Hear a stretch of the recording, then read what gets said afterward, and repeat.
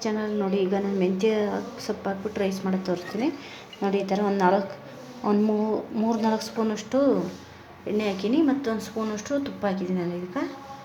ಈಗ ನೋಡಿ ಸಾರಿದೆ. ಸ್ವಲ್ಪ ಕಡಲೆ ಬೀಜ ಹಾಕಿದ್ಮೇಲೆ ಈರುಳ್ಳಿ ಹಾಕಲ್ಲ ನಾವು. ತುಂಬ ಚೆನ್ನಾಗಿರುತ್ತೆ ಫ್ರೆಂಡ್ಸ್. ಈ ಥರ ಲಂಚ್ ಬಾಕ್ಸಿಗೆ ಮಕ್ಕಳಿಗೆಲ್ಲ ಮಾಡ್ಕೊಳ್ತಾ ಚೆನ್ನಾಗಿರುತ್ತೆ. ತುಂಬ ಒಳ್ಳೆಯದು ಹೆಲ್ತಿಗೆ ಮೆಂತ್ಯ ಸೊಪ್ಪು. ಈಗ ಒಂದು 3 ಈರುಳ್ಳಿ ಕುಯ್ದು ಹಾಕಿದ್ದೀನಿ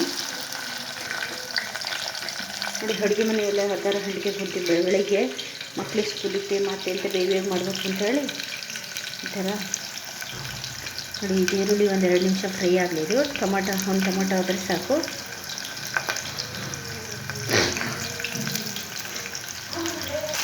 ನೋಡಿ. ಈಗ ಈರುಳ್ಳಿ ಎಲ್ಲ ಫ್ರೈ ಆಗಿತ್ತು. ನಾನು ಒಂದು ಸ್ವಲ್ಪ ಟೊಮೊಟೊ ಹೆಚ್ಚಿಬಿಟ್ಟು ಹಾಕಿದ್ದೀನಿ.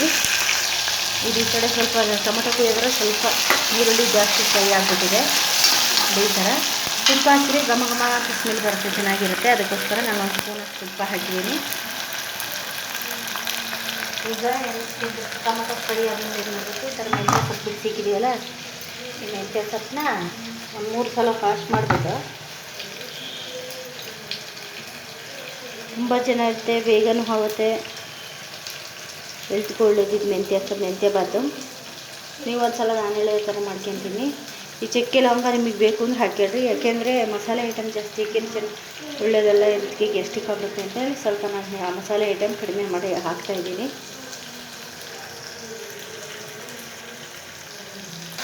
ನೋಡಿ. ನಾನು ಒಂದು ಬಿಡಿ ಮೆಂತ್ಯ ಸೊಪ್ಪು ಹಾಕಿದ್ದೆ, ಇಷ್ಟೇ ಆಗಿದ್ದು. ಮೆಂತ್ಯ ಸೊಪ್ಪು ಒಂದು 5 ನಿಮಿಷ ಫ್ರೈ ಆಗಲಿ. ಆಮೇಲೆ ನಾವು ಪುದೀನ ಕೊತ್ತಂಬರಿ ಲಾಸ್ಟಿಗೆ ಕೊತ್ತಂಬರಿ ಹಾಕೋಣ, ಪುದೀನ ಹಾಕೋಣ, ಮತ್ತೊಂದು ನಿಂಬೆಹಣ್ಣು ಹಾಕಿದರೆ ಚೆನ್ನಾಗಿ ಟೇಸ್ಟ್ ಬರುತ್ತೆ. ಇದು ನೀವು ಬೇಕು ಅಂದರೆ ಹಸಿಮೆಣ್ಸಿಕಾಯಿ ಹಾಕ್ಕೊಳ್ಳಿ. ನಾನು ಖಾರದ ಪುಡಿ ಹಾಕ್ತೀನಿ, ಹಸಿಮೆಣ್ಸಿಕಾಯಿ ಬೇಡ ಅಂತ, ಗ್ಯಾಸ್ಟ್ರಿಕ್ ಆಗ್ತದೆ ಅಂತ. ಈ ಬೆಂಗಳೂರಲ್ಲಿ ಒಬ್ಬರೇ ದುಡ್ದು ಜೀವನ ಮಾಡೋಕ್ಕೆ ತುಂಬ ಕಷ್ಟ ಆಗ್ತೈತೆ.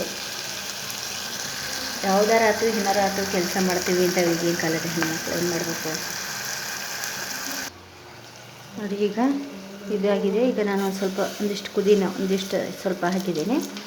ಪುದೀನ ಹಾಕಿದ್ಮೇಲೆ ಒಂದು 2 ನಿಮಿಷ ಇದು ಫ್ರೈ ಆಗಲಿ ಎಣ್ಣೆಯಲ್ಲಿ.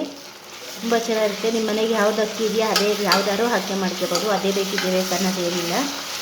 ಅದು ಪುದೀನ ಹಾಕಿದ್ಮೇಲೆ ಒಂದು 2 ನಿಮಿಷ ಇದಾಗಲಿ, ಫ್ರೈ ಆಗಲಿ. ಅದು ಎಷ್ಟು ಚೆನ್ನಾಗಿ ಎಣ್ಣೆಯಲ್ಲೆಲ್ಲ ಬಿಟ್ಕೊತ ಇದೆ ಸೈಡಲ್ಲಿ.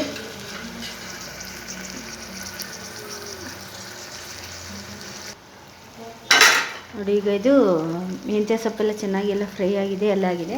ನಾವು ಈಗ ಖಾರದ ಪುಡಿ ಹಾಕ್ಕೊಂತೀವಿ. 1-2 ಸ್ಪೂನ್ ಖಾರದ ಪುಡಿ, 3 ಸ್ಪೂನ್ ಹಾಕ್ತೀನಿ ನಾನು ಖಾರ ಆಗಿರಲಿ ಅಂತ. ಮತ್ತು 1-2 ಸ್ಪೂನು ಕಲ್ಲುಪ್ಪು, ಮತ್ತು ಸ್ವಲ್ಪ ಅರಿಶಿನ, ಒಂದು ಚಿಟಿಕೆಯಷ್ಟು ಅರಿಶಿನ, 1 ಸ್ಪೂನಷ್ಟು ಸಾಂಬಾರು ಪುಡಿ ಹಾಕಿದ್ರೆ ತುಂಬ ಚೆನ್ನಾಗಿ ಟೇಸ್ಟ್ ಬರ್ತಿದ್ದು. ಯಾವುದಕ್ಕೆ ಆದರೂ ಸಾಂಬಾರು ಪುಡಿ ಹಾಕಿ ರೈಸ್ ಐಟಮ್ ಮಾಡ್ಬೇಕಾದ್ರೆ ತುಂಬ ಚೆನ್ನಾಗಿ ಟೇಸ್ಟ್ ಬರುತ್ತೆ. ಈ ಥರ ಈಗ ಮಿಕ್ಸ್ ಮಾಡೋಣ.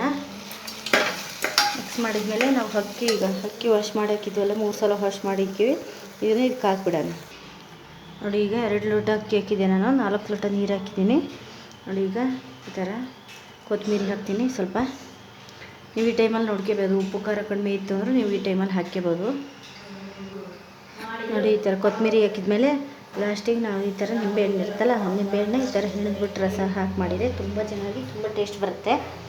ಅದಕ್ಕೋಸ್ಕರ ನೋಡಿ ನಾನು ಒಂದು ನಿಂಬೆಹಣ್ಣು ಹಾಕ್ತಾಯಿದ್ದೀನಿ ಇದಕ್ಕೆ ಲಾಸ್ಟಿಗೆ. ಈ ಥರ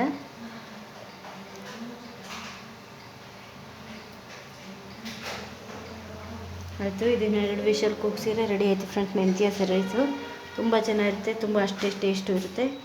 ನೀವು ನಾನು ಹೇಳಿರೋ ಥರ ಮಾಡ್ಕೊತೀನಿ, ನಿಮ್ಗೆ ಗೊತ್ತಾಗುತ್ತೆ, ಬೇಗನೂ ಆಗುತ್ತೆ. ಮಕ್ಳಿಗೆ ಸ್ಕೂಲಿಗೆ ಟೈಮ್ ಆಗ್ತಪ್ಪ ಅಂದಾಗ ಈ ಥರ ಬೇಗ ಆಗುತ್ತೆ, ತುಂಬ ಚೆನ್ನಾಗೂ ಇರುತ್ತೆ. ಇದ್ರ ಜೊತೆ ಮೊಸರು ಬಜ್ಜಿ ಹಾಕಿ ತಿಂತಾಯಿದ್ರೆ ಒಳ್ಳೆ ಟೇಸ್ಟ್ ಬರುತ್ತೆ. ನೀವಿನ್ನೂ ಯಾರು ಹೊಸ್ದಾಗಿ ನಮ್ಮ ಚಾನಲ್ ನೋಡ್ತಿರ್ತೀವಿ, ದಯವಿಟ್ಟು ಸಬ್ಸ್ಕ್ರೈಬ್ ಮಾಡ್ಕೊಳ್ಳಿ, ಲೈಕ್ ಮಾಡಿ, ಶೇರ್ ಮಾಡಿ. ಇದು 2 ವಿಷಲ್ ಕೂಗಿಸಿ ರೆಡಿ ಆಯಿತು ಮೆಂತ್ಯ ರೈಸು.